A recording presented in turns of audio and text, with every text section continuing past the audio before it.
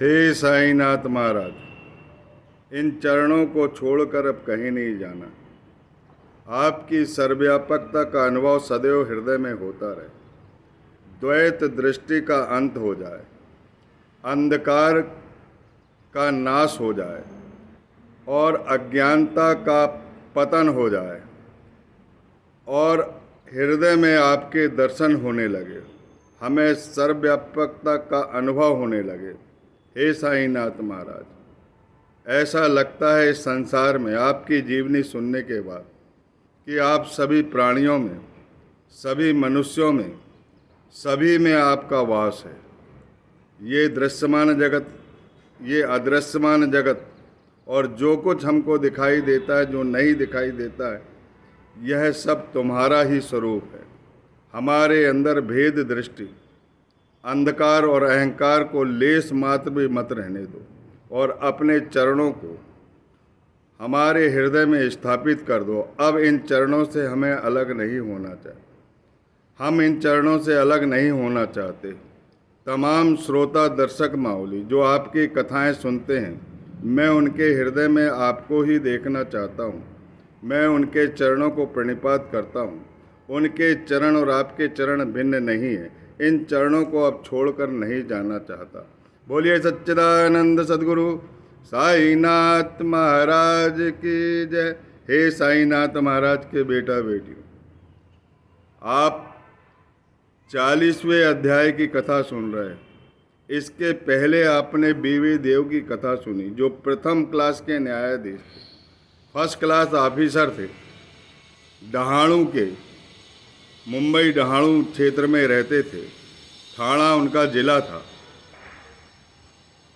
और उनकी माँ ने 25-30 व्रत ईश्वर के किए थे, जिसका उद्यापन कराना चाहते थे और उद्यापन में वो साईनाथ महाराज को बुलाना चाहते थे और उन्होंने निमंत्रण भी भेज दिया था।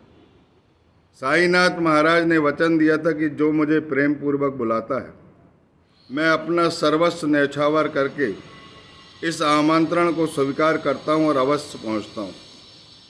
हे श्रोता माउली, हे दर्शक माउली, मैं आपसे विनम्र प्रार्थना करता हूँ कि आप साईनाथ महाराज अपने सदगुरु को निमंत्रण देते हैं। कोई भी मांगलिक कार्य, कोई भी धार्मिक कार्य या जिस शुभ कार्य को आप करना चाहते हैं उसमें आमंत्रण देते हैं, तो ध्यान रखना साईनाथ महाराज के अंदर द्वैत दृष्टि नहीं है, अद्वैत दृष्टि है। वो किसी न किसी रूप में आ सकते हैं। उनके अंदर हिंदू, मुस्लिम, सिख, ईसाई ये सब कुछ नहीं है, कोई भेद नहीं है। केवल इंसान की जाति जानते हैं वो, इसके अलावा कोई जाति नहीं जानते। वो किसी भी वर्ग में, किसी भी समुदाय में और किसी भी सन्यासी के रूप में आपके घर पहुंच सकते हैं। इस बात का विशेष ध्यान रखना चाहिए। जो हमें बीवी देव के उद्यापन में किए गए आमंत्रण से जो शिक्षा मिलती है, उस शिक्षा को अवश्य आत्मसात कीजिए। और इतना ही नहीं, साईनाथ महाराज का प्राणियों में भी वास है और किसी भी प्राणी को जब भी कोई मांगलिक कार्य, धार्मिक कार्य और ईश्वरीय प्रसंग से संबंधित जो भी कार्य आपके घर पर होते हैं, तो प्राणियों से भी आपको भेदभाव नहीं करना है। और आपके द्वार पर अगर आते हैं तो जो बनता है उन्हें जरूर दीजिए। भूखे प्राणियों को भोजन कराना साईनाथ महाराज के जीवन का प्रमुख हिस्सा है। हे साईनाथ महाराज, कृपया दया कीजिए, कृपा कीजिए। समस्त दर्शक श्रोता माउली के हृदय में आप विराजमान हो जाइए और उनके कष्टों को हरिए। ये संसार, आपने कहा है कि मेरी धूनी के अंगारे की तरह जल रहा है। जो श्रीहरि की शरण में जाएगा और जो सच्चे आत्मज्ञानी सदगुरु के चरण शरण में जाएगा, वह इससे जलने से बच जाएगा। आपने अपनी द्वारका माई में चक्की भी रखा है, जो ज्ञान के केंद्र की ओर अग्रसर होता जाता है, आत्मज्ञानी सदगुरु की ओर देखता जाता है। वह पिसने से बच जाता है। इस संसार रूपी चक्की से भी पिसने से बच जाता है। और इसके अलावा जो संसार रूपी बटवृक्ष में उलझा रहता है, वो इस उलझन से बाहर आकर उसे आत्मज्ञान हो जाता है। बीबी देव के हाँ आपने वचन दिया था और उस वचन का पालन किया, लेकिन बीबी देव आपकी कार्य प्रणाली को, विविध कार्य प्रणाली को नहीं पहचान सके। अब मैं दूसरी कथा पे आता हूँ।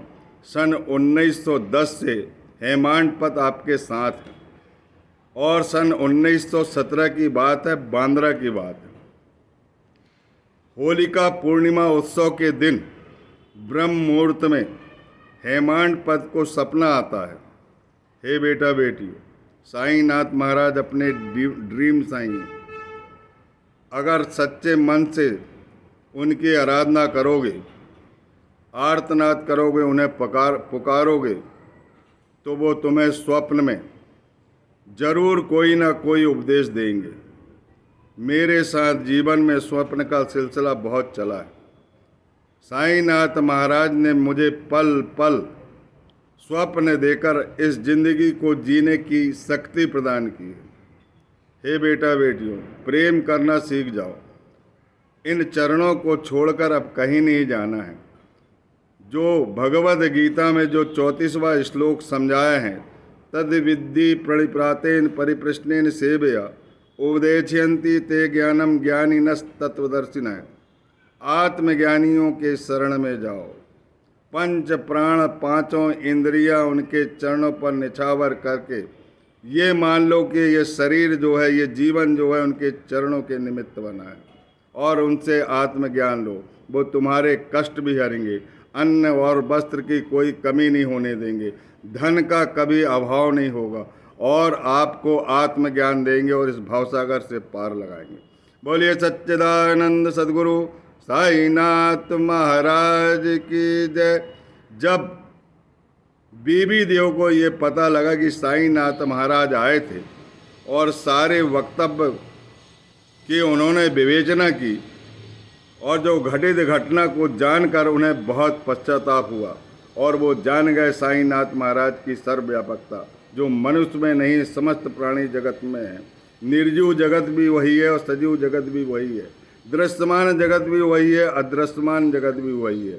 जो अपनी आत्मा में ईश्वर को नहीं देखता, वो बाहर ईश्वर को नहीं पहचान सकता।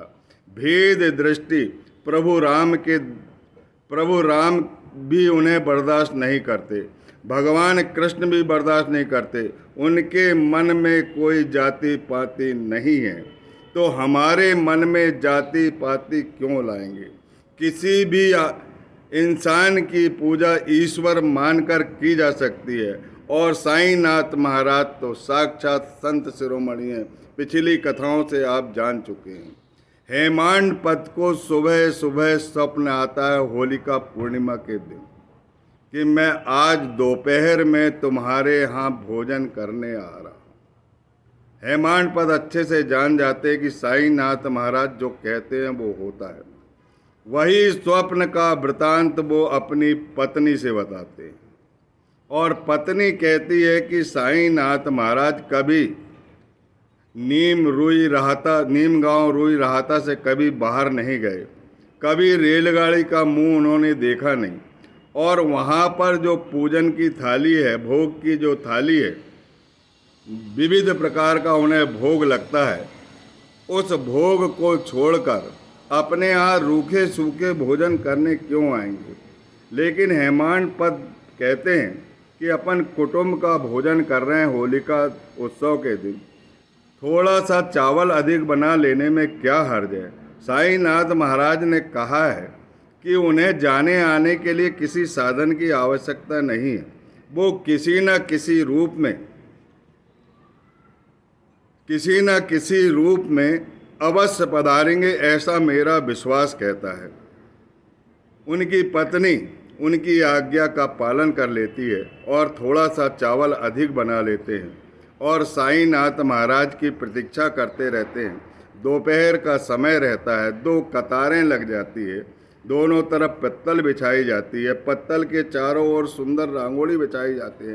कुटुंब के सभी जन आते हैं, नाती पोते दामाद सब लोग आते हैं।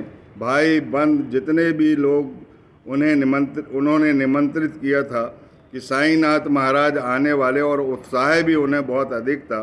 इस कारण उन्होंने सारे कुटुंब का निमंत्रण कर दिया और बड़े प्रेम पूर्वक थाली लगा दी। थाली में अनाज परोसा गया और अग्नि देवता को नैवेद्य अर्पित करे, औपचारिक आहुति दी गई और इसके बाद भगवान श्री कृष्ण को नैवेद्य अर्पित किया गया। और नैवेद्य अर्पित करने के बाद घृत से भोजन को शुद्ध किया गया, सब में घृत वितरित किया गया। ठीक 12 बजने वाले थे, भोजन प्रारंभ होने वाला था। उसी समय 2 लोग आते हैं, एक नूर मोहम्मद और मौलाना इस्मू मुजावर। नूर मोहम्मद, ये 2 मुस्लिम व्यक्ति उनके घर आते हैं और हाका लगाते हैं और उनके पास एक पार्सल जैसा रखा रहता है, न्यूज़पेपर में लपटा हुआ। वो कहते हैं कि आपकी यह धन संपदा संभाल लिए, और इस धन संपदा के पीछे क्या स्टोरी है ये बाद में होगी। और आप लोग दोपहर के समय, भोजन के समय हम आए हैं, थोड़ी तकलीफ ज़रूर हुई होगी, लेकिन यह कार्य करना ज़रूरी था, इसीलिए हमने कर दिए। और इस संपदा को आप प्रेम पूर्वक संभालिए, क्योंकि यह आपकी सबसे प्रिय संपदा है। इस संपदा के बारे में जो भी कहानी है वो अगले अध्याय में हम बताएंगे। लेकिन उन्होंने जो बोला उसे उन्होंने भोजन के लिए आमंत्रित भी किया, लेकिन वो भोजन ग्रहण नहीं करे। लेकिन उनका जो पार्सल है, जो न्यूज़पेपर में लिपटा हुआ था, उसको ले जाके मेज पर रख दिए, जहाँ श्री कृष्ण को नैवेद्य लगा था वहीं पर रख दिए। और हेमांड पद की एक विशेषता थी कि उनको साईनाथ महाराज पर इतना अधिक विश्वास था कि उन्होंने अतिथि के लिए जगह छोड़ दिए थे और वहाँ पर भी थाली लगा दी गई थी और भोजन परोस दिया गया था। उसी जगह पर मेज पर इस पार्सल को रखा और वो पेपर खोले तो साईनाथ महाराज की फोटो उन्हें मिलती है। साईनाथ महाराज की छाया प्रति मिलती है, उनका प्रतिबिंब मिलता है, उनकी प्रतिछाया मिलती है। और वो प्रतिछाया देखकर उनका हृदय द्रवित हो जाता है, मन में भक्ति भाव भर जाता है, आँख उनकी नम हो जाती है और वो सिसकियाँ लेने लगते हैं कि धन्य है साईनाथ महाराज की करुणा जो फोटो के रूप में विराजमान हुए। हे बेटा बेटियों, पिछली कथा में मैंने आपको बताया था कि साईं की फोटो को देखना, उनके जीवित रूप को देखना दोनों समान हैं।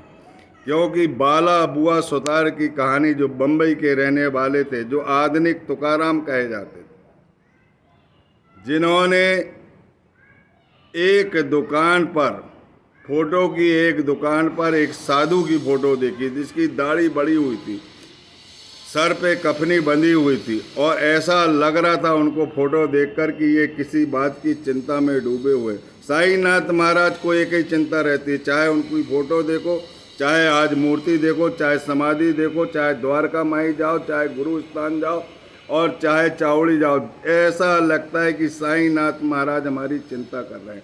इसीलिए उनकी फोटो जो है चिंता मग्न रहती है।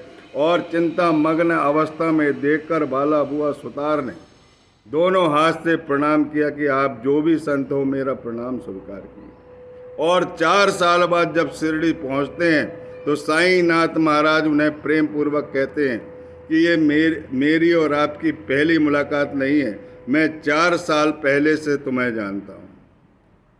फिर वो सोचते हैं कि जो फोटो मैंने देखा था, मनन करते, चिंतन करते हैं कि ये ऐसा क्यों बोल रहे हैं, और जब उसका रिसर्च करते हैं तो उसका सत्यापन पाते हैं और वो समझ जाते हैं कि जिस फोटो को मैंने एक साधु समझकर, एक महात्मा समझकर, एक चिंतनीय रूप देखकर मैंने प्रणाम कर लिया था, वही प्रणाम साईनाथ महाराज को आज याद है।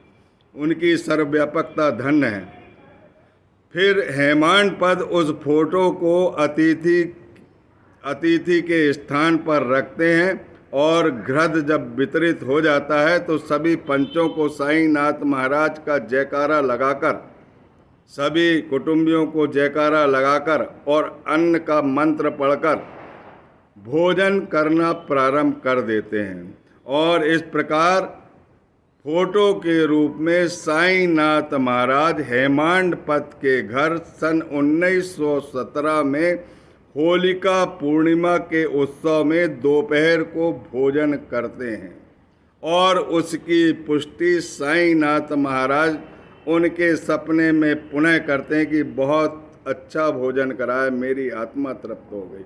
बोलिए सच्चिदानंद सद्गुरु साईनाथ महाराज की जय। हे बेटा बेटियों, पुनः एक बार कहता हूँ, जब भी कोई मांगलिक कार्य होता है, धार्मिक कार्य होता है, भागवत कराते हैं, राम सत्ता कराते हैं, जब भी कोई काम कराते हैं, अपने सदगुरु को बुलाना नहीं भूलिए। और सदगुरु को बुलाते हैं तो किसी मनुष्य से किसी भी प्रकार की भेद दृष्टि नहीं होना चाहिए। और वो भोजन के समय आता है या जिस समय भी आता है उसका आदर सत्कार होना चाहिए। और भोजन के समय यदि प्राणी भी आता है तो अवश्य भोजन कराइए, आपके समस्त कष्ट दूर होंगे। जो साईनाथ महाराज की कथाएं सुनता है उसे मौलिक सुख और मौलिक आनंद की प्राप्ति होती है और उन्हें मुक्ति प्रदान होती है। और जो नित्य प्रति उनके चरणों को प्रणाम करता है, प्रणिपात करता है, नित्य मनन करता है, चिंतन करता है, ध्यान करता है और उनके लिए और कोई चिंतनीय विषय नहीं रहता, वो उन्हें मृत्यु के मुख से बचा लेते हैं। हे बेटा बेटियों, जिस घर में साईं की कथा जिस दिन भी जिस समय भी हुई है उस दिन तो संकट बिल्कुल नहीं आएगा। ये बात मेरी मान के रख लीजिए। मेरा कोई स्वार्थ नहीं है, बस ये है कि साईनाथ तुम्हारे हृदय में है, तुम्हारे चरणों को छोड़कर मुझे कहीं नहीं जाना है, तुम्हारा कल्याण सुनिश्चित है, इसलिए कथाएं सुनते रहिए। सबको ओम साई राम। बोलिए सच्चिदानंद सद्गुरु साईनाथ महाराज की जय।